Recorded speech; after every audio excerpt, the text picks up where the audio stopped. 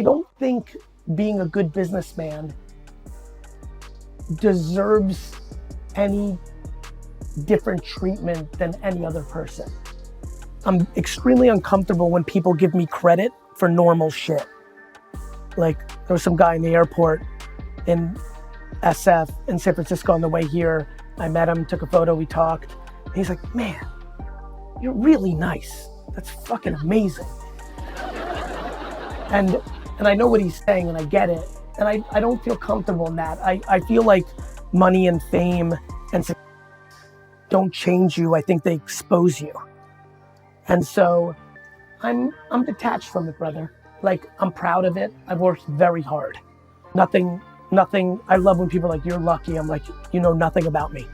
Like, I'm very proud of my success, but I give a lot of credit to my parents. I give a lot of credit to the circumstance.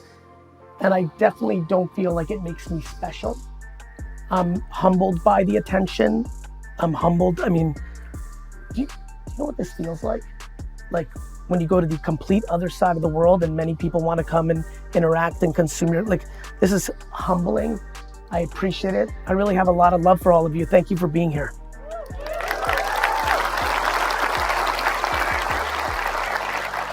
But to answer your question in a different way, and then we'll move on, I'm gonna die one day. Maybe I'll get some good action for 24 hours on whatever the way we communicate digitally those days, and then everyone's gonna move on with their life. And I think being grounded in that humility and understanding that even if you accomplish special things, the world will move on the day after you're gone, I think is actually very liberating for me.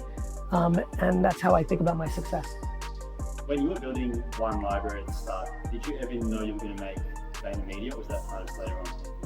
I feel like very early on, only thing I thought about was I'm going to build a big company for my parents because I love them.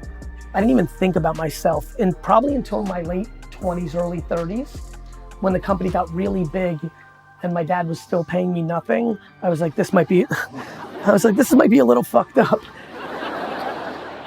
You know, when I tell kids to be patient, like, I worked 15 hours a day, 6.5 days a week for 10 straight years, and my dad never paid me more than $70,000 a year, and I built a company from 3 to 70 million. So I would have been way better off getting a job somewhere else. They would have paid me a lot for doing that. But I was 34 years old. I started VaynerMedia with my brother AJ, and we had so little money because I got so little money. Though I had some savings, but I had just invested in Facebook and Twitter. I bet the farm on it. We started VaynerMedia in the conference room of another company because we couldn't even pay rent. And I was 34 years old. You know, when I was 30, how many people here are under the age of 30? Your hands. Like, when I was 32, I was stocking shelves in a liquor store. So you can imagine when 26-year-olds come up to me and they're like, oh, I'm fucking finished. I'm like, motherfucker, you haven't started. So people struggle with patience because most people are insecure. They worry about what other people think about them. So they're rat racing quick to get the paper so they can buy something to impress people they don't even like. And I'm trying to change that narrative. Yeah, I mean, money's good and all. Like, I understand what it is. As a kid, I really thought one day I'd really like to make $100,000 a year. I had a number, you know, I got there and, you know, really, you know, look, I think it's tough to be like, you know, every time I post content, and I post a lot of this content about the money thing versus the happiness thing, people lose their mind. They're so mad at me. They're like, fuck you, sure, you can say it, because you're, like, I get it. It's just the problem is I just know way too many people with money that are miserable. You know, and so, you know, for me, I got very lucky. And this is where luck comes in for sure. I love business. I did it as a kid. When I was 5 and 6 and 7, and it's the summer, the most fun thing for me was to sell lemonade or wash people's cars. Like, I like the game. I also think, similar to we're living in a great era of entitlement, we're living in an era where people have put entrepreneurship on a pedestal, and a lot of people are forcing themselves to be entrepreneurs when they're not. Let me remind a lot of you in here as you go through your journey, the number 6 at Facebook and the number 12 at Slack and the number 17 at Uber made a lot more money than the number 1 in 99% of companies. You have to be, self-awareness is what leads to happiness. Not everybody should be an entrepreneur. It takes a real stomach to be an entrepreneur. It sucks to be an entrepreneur. Everything's your fault. Everything's on you. Like, I wake up and people are like, what's your morning routine? I'm like, I wake up and look at my phone to make sure the world's not on fire. Because my Singapore office is open and Australia's like it's constant anxiety. You gotta like it for it not to be anxiety, but if you don't like it and you were not built for it, it fucking is the worst. And I watch entrepreneurship eat up people every day. To me, I'm a reverse engineer of what I think is valuable to talk about. You know, like if you talk to my friends or the people that know me best, like I'm in the same pocket. You know, in 2009, when the economy was melted in 2008 and the internet was starting to hit this scale, it was important for me to talk about the opportunities after work. Like, of course, I'm going to talk about what's available to people from 7 to midnight when 99% of the emails and DMs I'm getting is I lost my job, what do I do? Right? Now, I talk a lot about mindset because 15 years ago, I didn't get emails about anxiety and depression. Now, every DM I get is that. So you start thinking about different things. I didn't talk about entitlement. You think I said that thing earlier about if you're paying for your kid's life at 22 is to razz people? I'm not here to razz, I'm here to give love. I'm saying that because the number one thing I see that people are struggling with is when they think their parents don't think they're capable. And the number one way the kids think their parents don't think they're capable is they're paying for their life. Parents think they're doing something good, they're doing something bad. The kid believes that you don't think they can do it.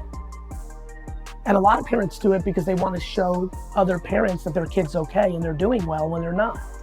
You want to really fuck up a kid? Buy a BMW for them, not because you're buying a BMW for them, but because you want other people to think they're doing well. But you and the kid both know they're not doing well. So the biggest difference is society's different. I'm in the business of talking about things that I think can bring value. And so I'm following the conversation and then trying to bring value to the conversation from my perspective to the best of my abilities. My mom just deeply overloved me, you know, in a way that's just profound to me in hindsight. I just thought I could do anything. I thought I was capable of anything. I was, you know, purely loved. But she did a great job. She held me accountable. I was a terrible student. I got punished and grounded. So she loved me, but she didn't love me in a way that made me think that there weren't consequences. I think modern parenting struggles because we don't hold kids accountable. And so she found that balance.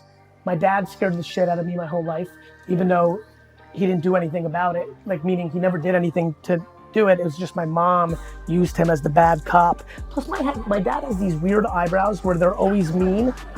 Like, so that was scary. But my dad was huge because when I was 14 and I joined the family liquor store business, he really taught me some great principles, especially like your word is your bond. He's a very honorable businessman. If you say something, you do it.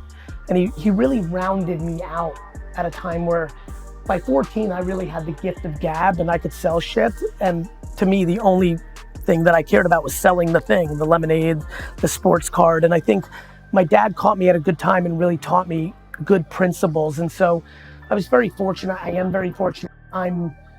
My parents were 22 and 20 when they had me. So we're not, you know, once you become like 30 or 20, even 20, you're kind of in the same general ballpark. So I have a great friendship with them, but it's none of this modern shit. Like, my parents are my parents. You know, one of the reasons I'm comfortable being so out and about everything I do, but including my accomplishments, is I actually am not very attached to my success. When I hear that video that just went up, like, you're this, you're a marketing genius, everything I hear, I'm like, that's for my parents, that's my parents. Like, they built me. I'm the product of them. So I'm very proud to make them proud, and it's a very big currency in my body.